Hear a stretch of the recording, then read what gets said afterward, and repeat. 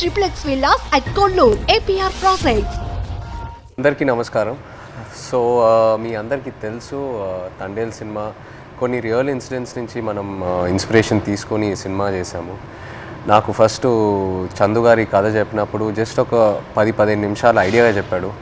ఆ తర్వాత నేను శ్రీకాకుళంకి వెళ్ళి డి మత్స్యలేశంకి వెళ్ళి 22 మంది ఎవరైతే ఉన్నారో మత్స్యకారాలు వాళ్ళ నుంచి ఈ ఇన్సిడెంట్స్ బేస్ చేసుకొని సినిమా తీసామో వాళ్ళని వెళ్ళి కలవటం జరిగింది. సో కొంతమంది వాళ్ళు మనతో ఉన్నారు ఇక్కడ, మొన్న ఈవెంట్కి వచ్చారు హైదరాబాద్కి, and I'm happy to have them here. So వాళ్ళతో మాట్లాడి ఇంకా కొన్ని విషయాలు తెలుసుకుందాం. Hello, hi. సో అప్పుడు నాకు మీరు చెప్పింది ఏంటంటే మామూలుగా మీరు శ్రీకాకుళం నుంచి గుజరాత్ వరకు వెళ్ళి గుజరాత్లో అక్కడ బోట్లు తీసుకొని ఒక 9 నెలలు అలా సముద్రంలో అక్కడే ఏట పూర్తి చేసి మళ్ళీ తిరిగి మత్స్యలేశంకి వస్తారని.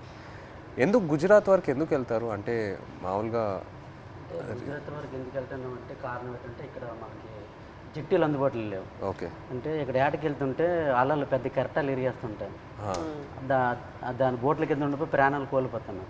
అయితే గుజరాత్లో ప్రతి 20 కిలోమీటర్లకి జట్టీలు ఉంటాయి అక్కడ. ఓకే. అందుకనే ఉపాధి ఉంటుందని వెళ్ళిపోతున్నాం అక్కడ. ఓకే.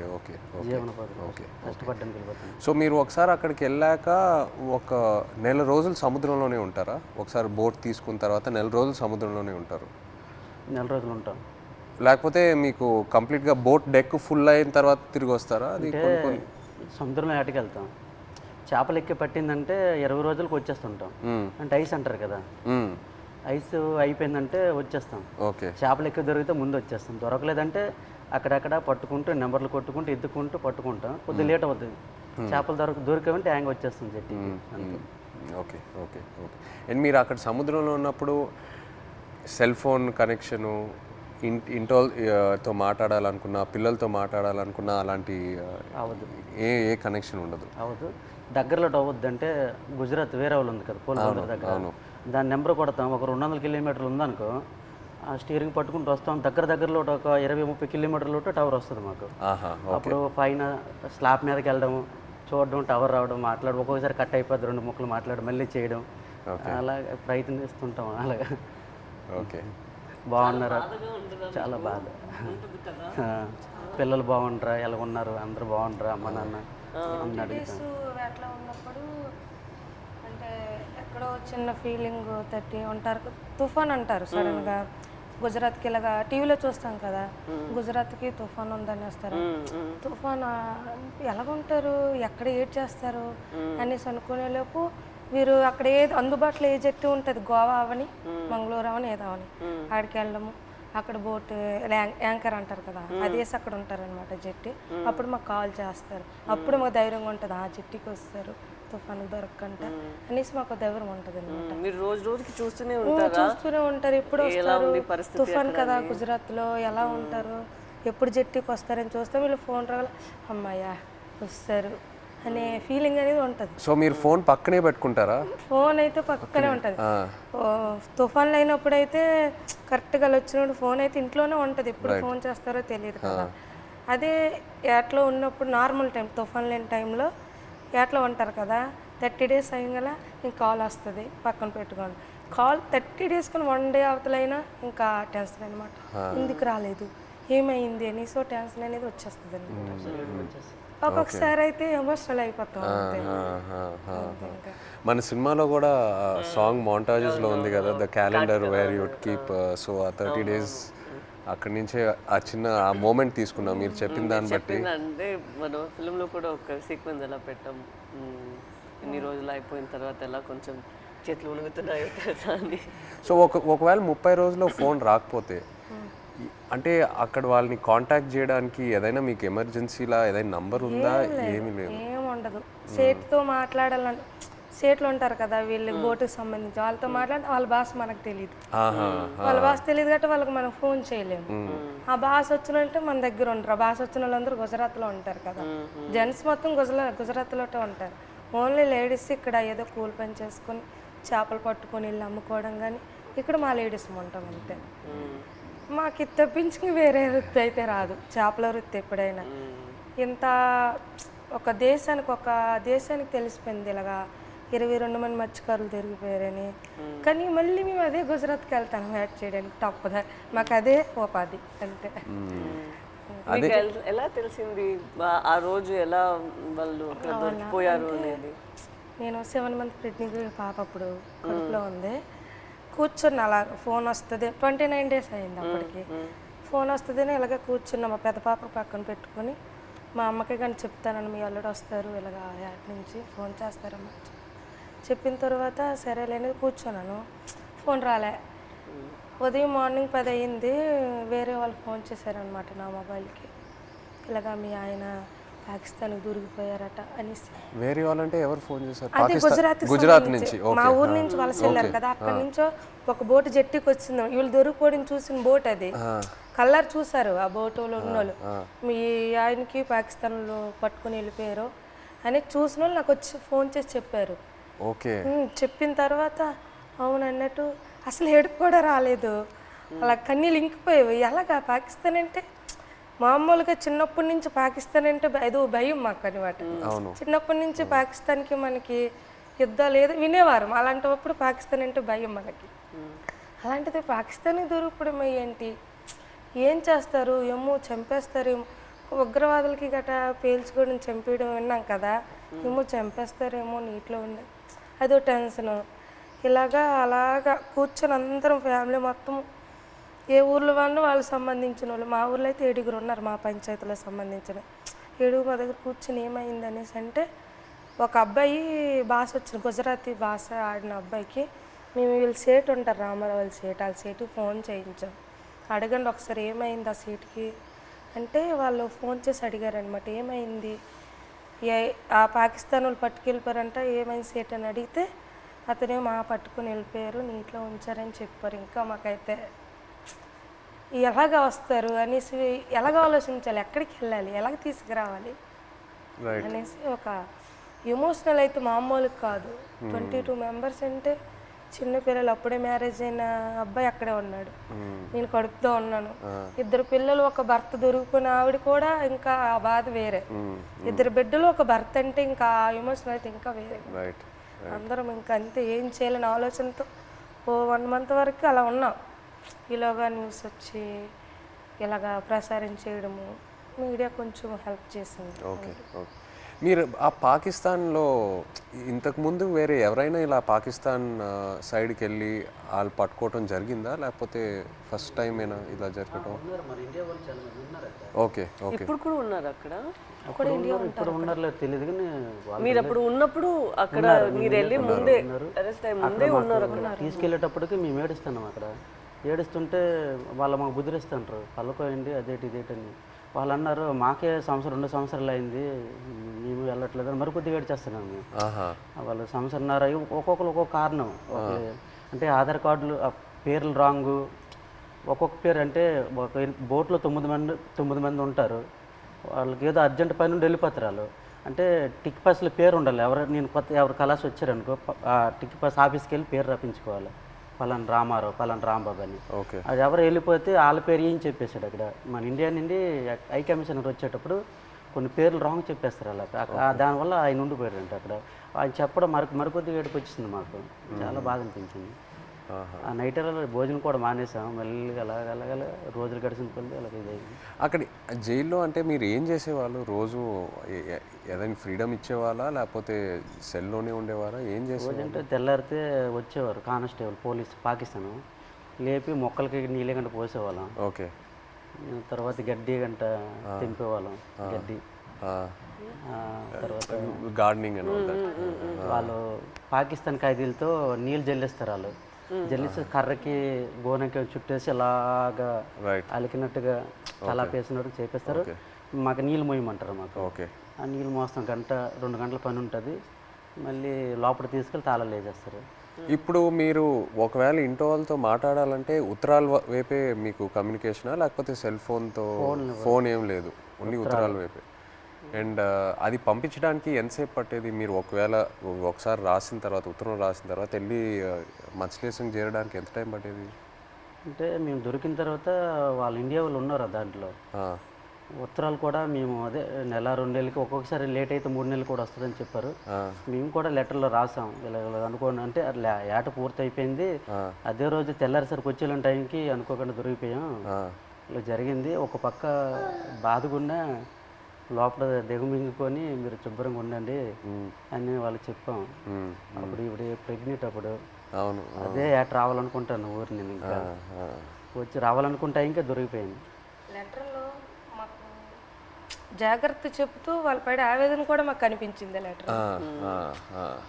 జాగ్రత్తగా ఉండండి, ఇక్కడ మాకేం పర్వాలేదు కానీ వెళ్ళి పోరాటం చేయండి అంటే అక్కడ ఏంటంటే జాగ్రత్తగా ఉండండి వెళ్ళి పోరాటం చేయమంటే మాకు ధైర్యం చెప్తూ వాళ్ళకి బయటికి తీసుకురావడానికి పోరాటం చేయండి నేను ఒక ఆవేదన అనేది కనిపించేది మాకైతే.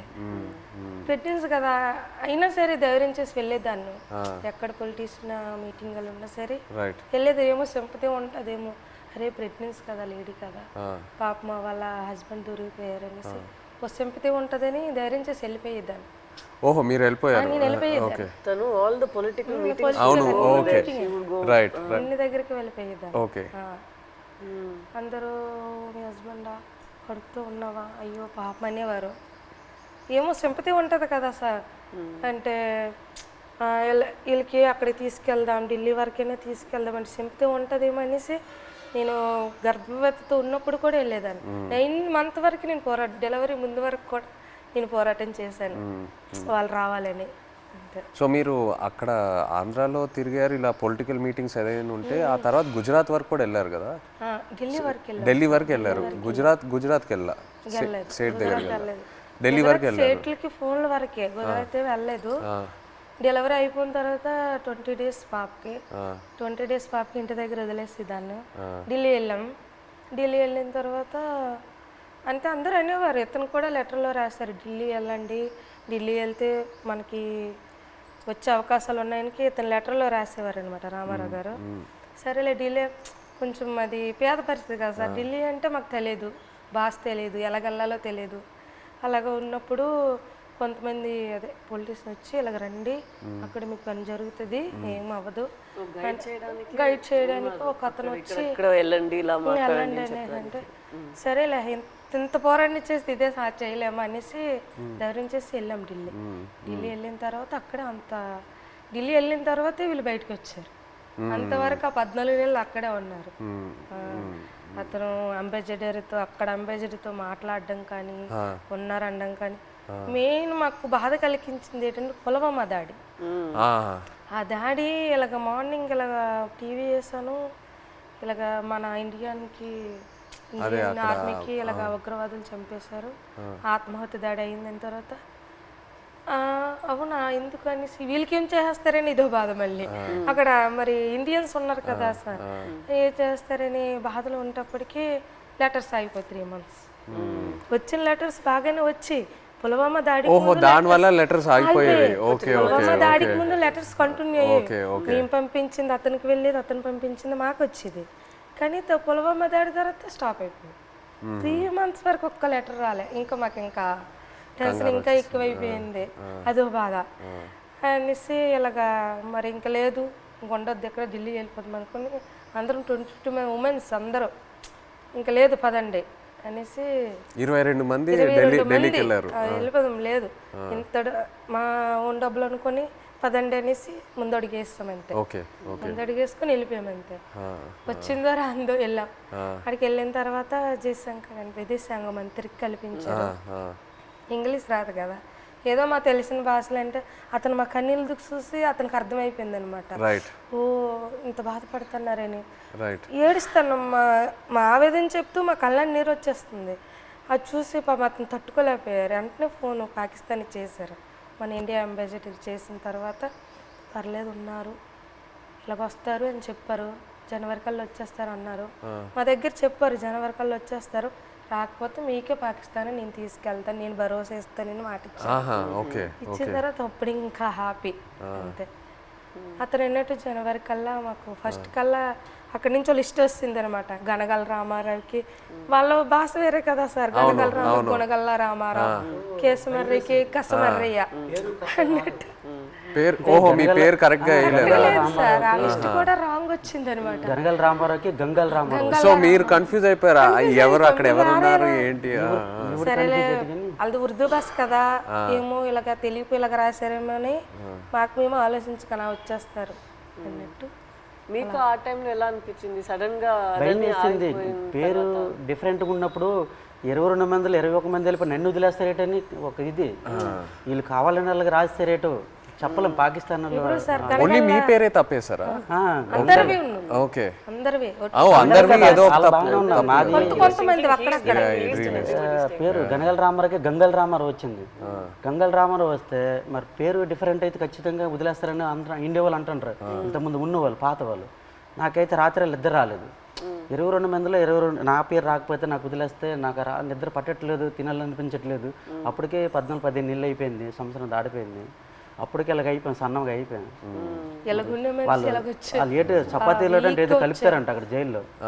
అదేదో మనకి ఏదో బరువు మోయాలని మోయలేమంట, ఆవేశం వచ్చేస్తుందంట. వాళ్ళు చెప్పిన మాటలే అప్పటికే సన్నంగా అయిపోయాను. తర్వాత నోటానికి కూడా బ్లడ్ వచ్చేస్తుంది. ఏమంటే టెస్టులు చేస్తే వేడి వల్ల అన్నారు, ప్రాబ్లం లేదంటే కొద్దిగా ఆపేయకుండా ఉన్నారు. అలాంటి చాలా భయం వేసేది. అలాగే పుల్వామా టైంలో మీరు అక్కడ ఒక కన్ఫ్యూషన్ లాగా ఏమైనా అయిపోయిందా మీకు? అయిపోయింది మరి. ఏదో వేరే సెల్లో పెట్టేవారంట అక్కడ, ఏదైనా బయట ప్రమాదం ఏదైనా జరిగితే. అంటే బీహార్ జైల్లో ఒక పాకిస్తాన్ ఖైదీకి ఇండియా వాడు చంపేశారని తెలిసింది మాకు. అక్కడ జైల్లో టీవీ ఉంది మాకు చూస్తుండగా. చంపేస్తే మాకు తెలీదు. మాకు 4 రూమ్లో అందరికి ఒక్క రూమ్లో బంధించేస్తుంటారు. బ్యాగులకి నైన్గా పట్టుకొని ఒక రూమ్లో తీసుకెళ్ళి ఇంకోటి బాంబు వేసేస్తారు, మనం చంపేస్తారని అంటే ఇంకొకడు. చాలా భయం వేసేస్తుంది. అప్పుడు ఇంకో అందులో రెండు కానిస్టేబుల్ ఉంటారు కదా కొందరు పాకిస్తాన్ వాళ్ళు.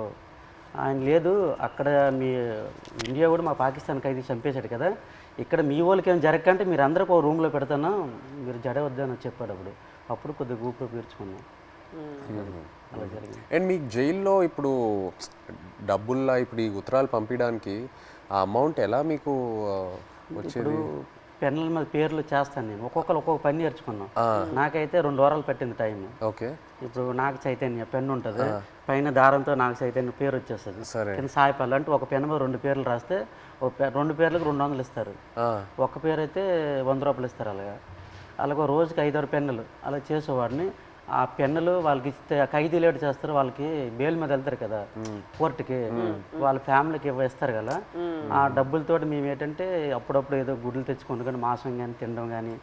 22 మందికి మరి మెయిన్ లీడర్ని కదా, వాళ్ళ గెడ్డలకు కానీ వాళ్ళ రింకిలకు కానీ బిస్కెట్లకు కానీ ముసలి వాళ్ళకి తెలియదు కదా, వాళ్ళకి డబ్బులు ఇచ్చేవాడిని గెడ్డలకి. సో ఒక్క ఉత్తరం పంపించడానికి ఎంత అయ్యేది మీకు? అంటే ఒక 200-300-500 అంటే మా డబ్బులు ఉండవని తెలిసి ఏవో ఖర్చులు మట్టుకు పనులు చేస్తుంటాం. వాళ్ళకి ఇచ్చి అలాగే. నేను ఎన్ని పేజీలు రాయొచ్చు ఒకసారి? ఎన్ని పేజీలు పంపించచ్చు ఉత్తరం? అంటే వైట్ పేపర్ మీద రాసి లోపల కవర్లో పెడతాం మేము. మినిమం రెండు పేపర్లు 22 మంది 2 పేపర్లో రాసి పంపించాలి. అంటే ఒక్కో ఇద్దరేసిది ఒక్కో ఉత్తరం ఉంటుంది. 22 మంది ఎవరిదా ఇద్దరు జాయింట్ పడేవాళ్ళం. ఓకే. ఇంకా డబ్బులు లేనప్పుడు సర్దుకుండేవాళ్ళం. అలాగే ఇటు పెట్టి అలాగే అడ్జస్ట్మెంట్ అయ్యేవాళ్ళం. మీరు ఒక్కొక్కరికి ఈ ట్రిప్ అయితే నువ్వు లెటర్ పంపిస్తే నెక్స్ట్ ట్రిప్ నేను పంపుతాను. మళ్ళీ మాకు కాంప్రమైజ్ అయ్యి అడ్జస్ట్ చేసుకునేవాళ్ళం. ఓకే. అండ్ మీ పాప ఫోటో ఫస్ట్ టైం ఎలా చూసారు అక్కడ? అంటే పేపర్లో కటింగ్ చేసి ఉత్తరాలు పెట్టేసి పంపించారు ఆవిడ. అంటే అక్కడ ఏమేం జరుగుతుందనా ఊర్లో? ఓకే. పెట్టారు, పెట్టేసి పంపించేదాన్ని. అది చూసి అందులో చూసారు వాళ్ళ పాప. మీరు కావాలని అలా ఫోటో పెట్టారా? అంటే ఫోటో కావాలనే కాదు, చూడు ఇలాగ ధర్నా చేస్తున్నాం, మీరు భయపడకండి, ధైర్యంగా ఉండండి, మీకు తీసుకొచ్చే బాధ్యత మాదనేసి ఒక ధైర్యం చెబుతూ లెటర్ రాసేవారు. ఇక్కడ మేము భయపడే వాళ్ళకి భయపెట్టిస్తే వాళ్ళు ఇంకా భయపెట్టేస్తారు కదా అనేసి ఒక పోరాటం చేస్తాను, మీరు జడకండి ధర్నాలు చేస్తాను అనుకుని పాప ఫోటో కట్ చేసి పెట్టేసి పంపించారు. జైల్లో అయితే చాలా బాధ. అంటే ఆ పాకిస్తాన్ ఖైదీలకి పడుకుని పెట్టి చెట్ట పైకి ఎత్తేసి పట్టుకొని పెద్ద బెల్ట్ ఉంటుంది ఇలాగ బాధేసేవారు. అమ్మో సచ్చాను బావ సచ్చాను అంటే మేమేంటి మనకి అలాగ కొట్టేస్తారని మేము జడిసిపోయాం. ఈ చెట్ట పైకి ఎత్తేసేవారు, చేయలేదు సాపేసేవారు. కింద పడుకుని పెద్ద బెల్ట్ ఉంటుంది కర్ర పట్టుకొని ఇలా తిడ్డ ఉంటుంది అలా ఉంటుంది. ఆ బెల్ట్లో అలా కొడుతూ అమ్మో సచ్చాను 10 దెబ్బలు అంటే అలాంటివి. మనకి ఇండియా వాళ్ళు కూడా అలాగే కొడతాను జడిసిపోయాం. ఫస్ట్లో మేము వెళ్ళేటప్పటికి మొక్కలకి నీళ్ళు పోస్తుంటాం కదా, ఆ పక్కన వాళ్ళకి అది ఏం చేసాడో మనకు తెలీదు. అలా కొడుతుంటే అలాగే మనకి కూడా కొట్టేస్తారని భయం వేస్తుంది ఫస్ట్లో. వాళ్ళు అన్నారు మీకు ఇలాగ కొట్టరు, మీరు ఇంకా ఒకసారి 2 సార్లు తప్పులు చేస్తే మీకు కొడతారు. తప్పులు అంటే జైల్లో కానీ మా 22 మందిలో కానీ ఇంకా గుజరాత్లో ఉన్నారు ఇండియా వాళ్ళు కదా, ఏ బాత్రూమ్ దగ్గర కానీ బట్టలు ఉతుక్కున్నప్పుడు కానీ మనలో మనం కొట్టుకుంటే ఒకసారి కుదిరేసి రెండోసారికి గడికి ఒక మనిషి 3 తప్పులు చేస్తే మీకు కూడా అలాగే పడుతుందంటే అప్పటి నుంచి గొడవలు కూడా అదే బాత్రూమ్ దగ్గర అలాగే అడ్జస్ట్మెంట్ అయిపోవాలి మేము. అలాగే అలా కొట్టేస్తారు రిటర్న్. మీరు ఒక్కొక్కరికి ఎలా సమాధానం చెప్తారు అక్కడ ఎన్ని రోజులు ఉన్నప్పుడు? ఎలా మీరు సమాధానం ఏంటి, తిట్టేవారు కూడా 22 మంది ఉన్నాం, నీ వల్లేని ఇలా ఇలా జరిగింది, మా డ్రైవర్లు కూడా నీ వెంట వచ్చారు. అంటే ఇంతకు ముందు ఇతనికి యాట్లో గనగల రామారావు పాకిస్తాన్ వైపు ఎక్కి యాడ్ చేసేవారు, బోర్డర్ దగ్గరలో ఇతని వల్ల దొరికిపోయారు అనేసి ఒక బ్యాడ్ నేమ్ మీద వస్తుంది ఇతనికి. ఇతను అది దృష్టిలో పెట్టుకుని భోజనం సరిగ్గా చేసేవారు కదా అక్కడ. పెళ్ళి అవన్న కుర్రోలు కూడా ఉన్నారు కదా, నాకు పెళ్ళి అవ్వకుండా కూడా మీరు చేస్తారు, నేనిండా మీకు దొరికిపోయాం అని అనేవారు. ఒక బాధలో ఉండేది. తప్పదు మరి, జరిగిపోయింది చాలా బాధ. బట్ ఇప్పుడు వాళ్ళందరూ బయట వచ్చేసారు, పిల్లలు కూడా చేసుకుంటారు. భయంలో ఉన్నప్పుడు అలాగే సడన్ గా మనం మాట్లాడతామా అనుకునేది మాట్లాడేస్తాం. మీరు గుజరాత్ సేట్ దగ్గరికి వెళ్ళి ఆయనతో మాట్లాడటం ఐడియా రాలేదా? అంటే సేట్ దగ్గరికి వెళ్తే ఆ డబ్బు ఆ విషయం భాష రాదు కదా, సో దానివల్ల మీరు కొంచెం ప్రెగ్నెన్సీ డెలివరీ టైం కదా సార్, అతను లేరు, మనకి కొంచెం ఇబ్బంది ఉందనేసి నేను అతను సేటికి ఫోన్ చేశాను సార్. అక్కడికి చేసిన తర్వాత ఇలాగ అంటే భాష వచ్చిన వాళ్ళతో మాట్లాడించాను, ఇలాగ చెప్పండి డెలివరీ టైం ఉంది కదా, అతనికి ఏమైనా అమౌంట్ నేను వెయ్యను అంటే కొంచెం కోపంగా మాట్లాడేవారు వాళ్ళు. నేను వెయ్యను, పట్టించుకోలేదు వాళ్ళు. మాకు కూడా 2 బోట్లు దొరికిపోయాయి కదా, నేను ఎందుకు మీకు వెయ్యాలన్నట్టు ఆయన అన్నారు. ఇప్పుడు మీరు ఇలా ఒక పరిస్థితి రాలేదంటే కూడా మీకు చాలా కష్టాలు వస్తూనే ఉంటాయి కదా, మీకు రోజుకి ఇలా మీరు చెప్పినట్టు ఎలా తుఫాన్ వస్తుంది ఇదన్నీ మీరు చూస్తూనే ఉండాలి కదా. తుఫాన్ వచ్చింది, అక్కడ చేస్తుండగా తుఫాన్ వచ్చింది, తర్వాత యాంటీ అని వైర్లెస్ మాకు పిడికి పడ్డా తిరిగిపోయింది, చాలా ఇబ్బంది పడ్డాం. తర్వాత బోటు మొత్తం నీరు అయిపోయింది, చాలా ఎదుర్కొన్నాం అన్నీ. ఒక్కొక్కసారి బోట్లు మునిగిపోతున్న టైంలో పక్కన బోట్ వచ్చి మనుషులు కాపాడేవారు, బోట్ మాత్రం మునిగిపోయేది. కానీ అక్కడ పక్కన బోట్ లేకపోతే ప్రాణాలు కూడా కోల్పోతారు. అలాంటి పరిస్థితి ఇదని వాళ్ళు చెప్పినప్పుడు మీరు మీ ఆయన దగ్గర అడగలేదా, మీరు ఎందుకు ఈ పని చేస్తున్నారు, మాతోనే ఉండండి, ఇక్కడే ఏమైనా పని చేయండి, మీరు అట్లేం అడగలేదా? లేదు మేడం, అలాంటి ఉపాధి అక్కడ లేదు, మా సైడ్ లేదు. అక్కడికి వెళ్తేనే మాకు మేము అంటే ఇక్కడ రూపాయి ఇస్తే అక్కడ 2 రూపాయలు లేదు. ఇక్కడ నెలనూలే లైక్ ల్యాండ్ ఇట్ సెల్ఫ్ వేరే ఏమైనా ఒక పని మనం చేసుకోవాలి కదా, ఇంత రిస్కీగా ఎందుకు? చాలా మంది డిగ్రీ ఇవన్నీ చదువుకుని ఉన్నారు చాలా మంది, చేసిన వాళ్ళు కానీ జాబులు రావట్లేదు. మంచిగా ఎస్టీ జాబితాలో ఏదో చేరిస్తే మాకు జాబులు వస్తామని అంటారు, కానీ చదువుకున్న జాబులు రావట్లేదు. అందుకే ఎక్కువ వలసలు వెళ్ళిపోతారు. చాలామంది చదువుకున్న వాళ్ళు కూడా వెళ్ళిపోతుంటారు, వీళ్ళ అబ్బాయి కూడా చదువుకుంటారు. చాలామంది డిగ్రీలు ఇంటర్లు చదువుకున్న జాబులు రాక వెళ్ళిపోతుంటారు. మా మధ్యకి ఎస్టీ జాబితాలో చేరిస్తేనే ఆ జాబులు వస్తావంటే దానికోసం ప్రయత్నిస్తాను, కానీ ఎవరు సరిగ్గా పట్టించుకోవట్లేదు. ఎందుకు మాకు జాబులు రావట్లేదు అర్థం కావట్లేదు. సో మీరు శ్రీకాకుళం నుంచి లెటర్స్ పంపిద్దాం అనుకున్నారు కదా పాకిస్తాన్కి, అప్పుడు జైల్లో ఉన్నప్పుడు. అప్పుడు ఇక్కడి నుంచి లెటర్లు పంపించడానికి ఏదైనా ఇబ్బంది ఉండిందా? ఇబ్బంది ఉంది. ఇక్కడ నుంచి లెటర్స్ అంటే వాళ్ళు అడ్రస్ రాశారనమాట, ఇలా పంపించండి, టు అడ్రస్ ఫ్రమ్ అడ్రస్ అన్నట్టు ఉంటుంది, ఇలా పంపించండి అని రాశారు. అలాగే మేము పోస్ట్ ఆఫీస్కి వెళ్ళి ఇలాగ రాస్తే పాకిస్తాన్ రాస్తే వాళ్ళు చదివారు, పాకిస్తాన్ ఏంటి, పాకిస్తాన్కి మీకేం సంబంధం, మీరు పాకిస్తాన్కి లెటర్ వేయడం ఏంటి, ఇలాగ అడిగేవారు అనమాట. చాలా ఇబ్బంది పెట్టేశారు. 2-3 డేస్ వాళ్ళకి ఇలాగే ఇబ్బంది పెట్టేస్తే మేము ఈ స్టోరీ మొత్తం చెప్పిన తర్వాత వాళ్ళు అప్పుడు ఒప్పుకున్నారు. తర్వాత మేము ఏదో పాకిస్తాన్ నుంచి వచ్చినట్టు, వీళ్ళు పాకిస్తాన్ వాళ్ళు, మీరే ఈడమేటి పాకిస్తాన్ అనేసి వాళ్ళ క్వశ్చన్లు అడిగేవారు. చాలా ఇబ్బంది పెట్టేశారు. తర్వాత స్టోరీ మొత్తం చెప్పిన తర్వాత అప్పుడు నమ్మారు. అంతే. మీ ఫ్యామిలీ ఎవరు చెప్పలేదా మీకు ఇలా చేపలు పట్టుకున్న వాళ్ళని పెళ్లి చేసుకోకూడదు, ఇలాగే ఉంటుంది మీకు, ఇదన్నీ ఎందుకు, లేదంటే ఎందుకు లవ్లో పడుతున్నారు మీరు ఇలా రిస్కీ లైఫ్లో ఉన్న వాళ్ళతో, అలా ఏమి ఎవరు చెప్పలేదా? ఏదండి అదే మీరు ఎవరు చెప్పలేదా? అమ్మ నాన్న వాళ్ళు ఎవరు లేదు, ఇక్కడ ఉన్న వాళ్ళే చెప్పినా అవి లవ్లో ఉంటాం కదా, అవి కనిపించదు అనమాట. అంతే, లవ్లో ఉంటే అతనే కావాలన్నట్టు ఉంటది అంతే. ఎంత రిస్క్ అయినా పర్లేదు ఇలాగే ఉండిపోతాను. అతనే కావాలి. మన తండేల్లో సత్య అండ్ రాజు లాగే ఒక రకంగా. సార్ ఇప్పుడు మేము పాకిస్తాన్ భారతదేశం మొత్తం తెలుసు కదా, ఈ కథ తీయాలని మీకు ఎలాగనిపించింది? మా ఇంటికి రావడం, తినడం, చేయడం చాలా హ్యాపీ అనిపించింది. మీకు ఎలాగ ఆలోచన వచ్చింది తీయాలని? ఎంతమందికి తెలుసు కదా, చాలామంది ఉన్నారు, ఎవరికి రాని ఆలోచన మీకు ఎలాగొచ్చింది? లేదు, చాలా అంటే ఫస్ట్ నాకు చందు ఈ కథ చెప్పిన తర్వాత కార్తిక్ వచ్చి నాకు ఈ ఐడియా చెప్పాడు. ఆ తర్వాత చందు నాకు నేను సినిమాలో ఇలా ఇలా ఒక స్క్రీన్ ప్లే ఇలా తీద్దాం అనుకున్నాను చెప్పిన తర్వాత బాగా ఎక్సైట్ అయ్యా. వెంటనే మనం శ్రీకాకుళంకి వెళ్ళి మత్స్యలేశంకి వెళ్ళి అందరినీ కలుద్దాము, అక్కడ వాళ్ళని కలిస్తే నాకు ఇంకా మంచి ఐడియాస్ వస్తాయని చెప్పి అక్కడ వచ్చి మీతో ఆ రోజు స్పెండ్ చేయడం జరిగింది. ఆ తర్వాత వైజాగ్కి వెళ్ళి పోర్ట్లో మళ్ళీ సముద్రంలోకి వెళ్ళటం అదంతా జరిగింది. కానీ మిమ్మల్ని వచ్చి కలిసాక నాకు అర్థమైంది ఈ క్యారెక్టర్లో, ఈ కథలో ఇంకా ఎన్ని లేయర్స్ ఉన్నాయి, ఎన్ని కష్టాలు ఉన్నాయి, ఎన్ని హై పాయింట్స్, ఇన్స్పైరింగ్ ఎలిమెంట్స్ ఎన్నో ఉన్నాయని. సో ఇప్పుడు తండేలు అంటే దాని మీనింగ్ ముందే మీకు తెలుసా? కార్తిక్ చెప్పి లేదు, తండేలంటే అంతకుముందు తెలీదు. తండేలంటే మనకి ఈ బోట్ క్యాప్టెన్ లీడర్ అనేది ఒకసారి నాకు కథలోకి వచ్చాకే తెలిసింది, అంతకుముందు తెలియదు. మాకు అక్కడ తండేలు అంటారు గుజరాత్లో. అదే ఆంధ్రలో మాకు తండేలు అంటే చిప్పి నడిపించే వారిని తండేలు అంటారు అక్కడ. అందుకే ట్రైలర్లో కూడా డైలాగ్ వేసాం, తండేలు అంటే ఓనరా కాదు, లీడర్. చాలా బాగా వచ్చింది సార్. అయితే సార్ అక్కడ ఎంత బాధపడ్డామో అంత హ్యాపీగా ఉంది ఈరోజు. ఎందుకంటే అది ఒక జీవితంలో గుర్తుండిపోద్ది అలాగా మా రియల్ స్టోరీ. ఇప్పుడు మేడం మీకు అంటే మేమైతే రియల్గా అన్నీ మా బాధలన్నీ తెలుసు మాకు. మేము పడే ఆవేదన కానీ మీకు ఎప్పుడైనా షూటింగ్లో ఒక సీన్ చెప్పినప్పుడు, అదే ఎమోషనల్ సీన్ చెప్పినప్పుడు కానీ ఆ సీన్కి ఎప్పుడైనా మీరు ఎమోషనల్ అయ్యారా? అరే వీళ్ళు ఎంత బాధపడ్డారు అన్నట్టు మీకు ఎప్పుడైనా అనిపించిందా? మాకు మీ వే ఆఫ్ లైఫ్ రోజు మీరు ఎలా గడుపుతున్నారో అదే నాకు ఒక పెద్ద ఆశ్చర్యం. మీరు ఎలా చెప్తారు, నేను రోజుకి తుఫాన్ అక్కడ వస్తుందా, ఏమవుతుంది అని ఒక రోజుకి ఎలా మీరు గడపగలుగుతారు? నెక్స్ట్ రోజు లేచి అది నిజ లైఫ్లో నేను అది చేయగలుగుతాను అంత నాలో ఆ శక్తి ఉందని నాకు తెలీదు. సో ఒక్కొక్కసారి అలా చేసినప్పుడు మనం ఫిల్మ్లో నాకు ఈ ఆలోచనే వస్తుంది, వీళ్ళకి ఎక్కడి నుంచి ఆ ధైర్యం వస్తుంది? ఎందుకంటే నార్మల్గానే మనం అందరికీ ఇలా ఒక పరిస్థితి వస్తుంది అని మనకు తెలీదు. అక్కడ అలా ఉన్నప్పుడు మనం ఎక్కడ వెళ్ళాలి, ఎక్కడి నుంచి షురూ చేయాలి, అక్కడి దాకా వెళ్ళాలి, వాళ్ళని ఎలా బయట తీసుకురావాలి అనేది ఒక పెద్ద మనమే మన లోపల చెప్పాలి, లేదు ఇది అయిపోతుంది మన అలా ఈ థాట్ని వదలకూడదు మధ్యలో.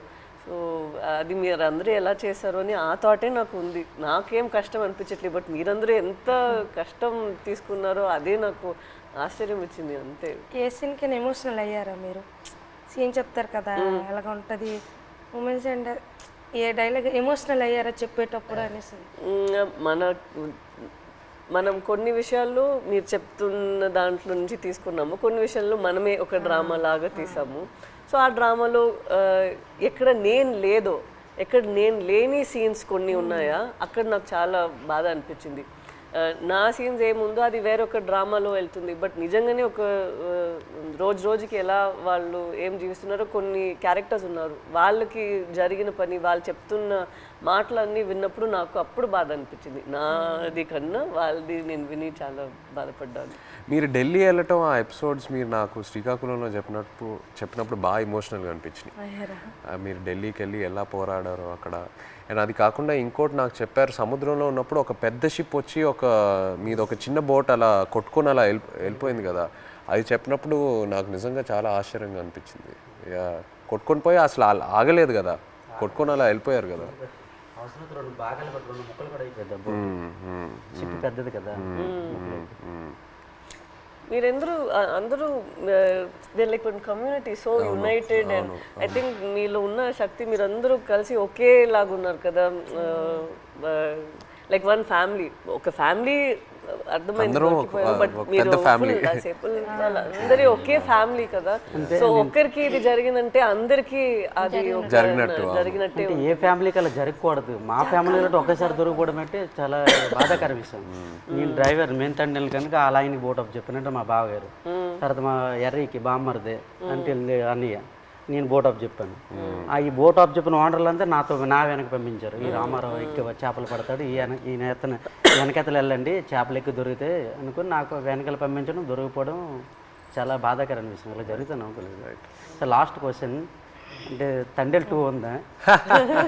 మీరు ఆ రోజు ఈవెంట్లో ఏదో జోక్ వేశారు కదా, చెప్పండి. ఇంకోసారి పాకిస్తాన్కి దొరకాలి, అప్పుడు స్టోరీ రాస్తాను. అంటే ఒక కోరిక తండేల్ 2 ఉంటే ఖచ్చితంగా ఒక తమ్ముడుగా యాక్టింగ్ చేయాలని ఓకే రైట్. కోరిక మటుకు నెరవేర్చాలి. అయితే పాకిస్తాన్కి దొరకకుండా దొరకవు ఈసారి. మీరు ఇంకా ఢిల్లీ అంతా వెళ్ళరా? అంత తిరిగే శక్తి లేదు. బోల్డ్ కథ ఉంది. ఇంకా అక్కడ నుండి వచ్చేసరికి ఇంకా ఇక్కడ ట్రావెల్ పడ్డాం. రైట్ ఒక సంవత్సరం పాటు మేము వెనకాల ట్రావెల్, ప్రతిదీ తిన్నా ఏం చేశారు ఏమిటి అనేది ఒక సంవత్సరం పాటు ఫోన్ కాల్.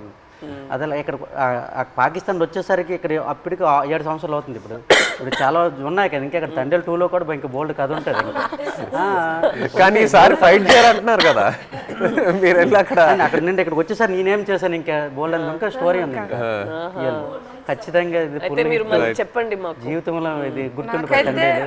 నచ్చిన విషయం ఏంటంటే సార్ మీరు ఉన్నారు కదా, ఆ డ్రెస్సింగ్ స్టైల్ కానీ ఎప్పుడు మీకు ఏ సినిమాలో అలా చూడలేదు. ఆ చినిగిపోయిన షర్ట్ కానీ ఆ డ్రెస్సింగ్ స్టైల్ కానీ అనకాపల్లిలో ఒక షూటింగ్ ఉంది కదా, అక్కడికి వచ్చాము. అవును. అక్కడ చూసి నేను షాక్ అయిపోయాను. అదే ఏ సినిమాలో చూడలే అసలు. అలా ఇమిడిపోయారు సార్ మీరైతే.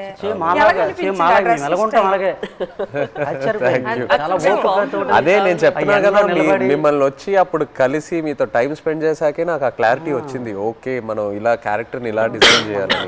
సో సేమ్ బనీలతోటి ఆ ఎండలోటి ఇవన్నీ చాలా కష్టపడ్డారు. చాలా యాంకర్ పట్టుకొని ఉన్నారు కదా ఫస్ట్ పోస్ట్ పట్టుకొని హైలైట్ అది అయితే అందరు కూడా మా ఊళ్ళు ముసలంతా సాయి సినిమా మేము చూడాలి. ఎవరికి ఫోన్ చేసినా అదే రింగ్ స్టోన్ బుజ్జి తల్లి.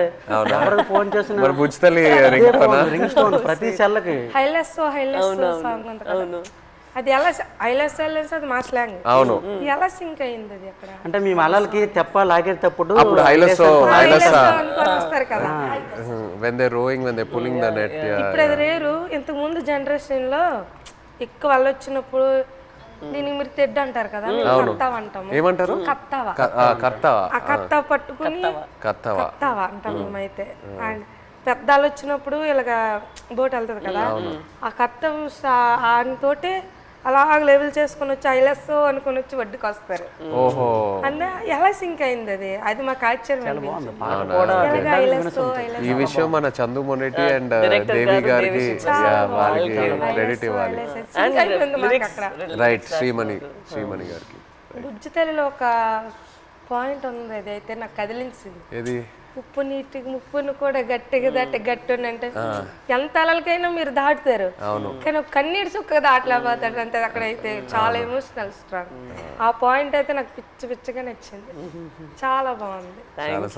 Thank you so much. Actually మీరందరికీ థ్యాంక్ యూ చెప్పాలి. మీరు మాకు పూర్వ జన్మలో అదృష్టం చేసుకున్నాం. అట్లా ఏం లేదు, అట్లా ఏం లేదు. జీవిత రియల్ జరిగింది. ఇంకో ఎన్నో విషయాలు చెప్పాలి, బట్ మనకి సినిమా పరంగా ఓన్లీ 2 గంటలే ఉంది. బట్ ఇంకా ఎన్నో చెప్పాలి. ఫ్యామిలీకి ఈ కథ నచ్చిందంటే మా అదృష్టం సార్. అది బొమ్మ దద్దరెళ్ళిపోతుంది సార్. రాజులమ్మ జాతర పొలిటీషియన్ గా అనడం లేదు, రాజులమ్మ జాతరే పొలిటీషియన్ గా అనడం లేదు, కానీ పొలిటీషియన్ చూస్తే ఇంకా బాగా ఏమో అనిపిస్తుంది మాకు. అంతే చూస్తారే వచ్చుకోరు జట్టీలు లేవు, వాళ్ళకని తెలుస్తుందేమో ఒక నమ్మకం. ఇంకా జట్టి స్పీడ్ గా అవుతుందేమో. జట్టు ఉంటే మాకు ఎలాంటి ఇబ్బందులు ఉండవు సార్. మా కోసం మత్స్యకారుల కోసం ఏదేని ఒక మంచి పని చెయ్యండి సార్. అదేనే మీకు వీలైనంత తప్పకుండా అందరి కోసం, మా కోసం అని కాదు, మత్స్యకారుల కోసం. 8 మంది హీరోలు ఉంటుండగా మీరు మా జీవితాన్ని ఎంచుకున్నారు. తప్పకుండా అది పెద్ద. మేము అనుకున్నాము రిలీజ్ ముందే మీకు ఒకసారి చూపిద్దామని, బట్ మీరు ఐ థింక్ థియేటర్ లో చూస్తే శ్రీకాకుళంలో థియేటర్ లో మీరు అందరు వెళ్ళి చూసి ఖుషి అవుతుంది. నేను అనుకుంటున్నాను మీకు సినిమా నచ్చితే మాకు ఎంతో సంతోషం.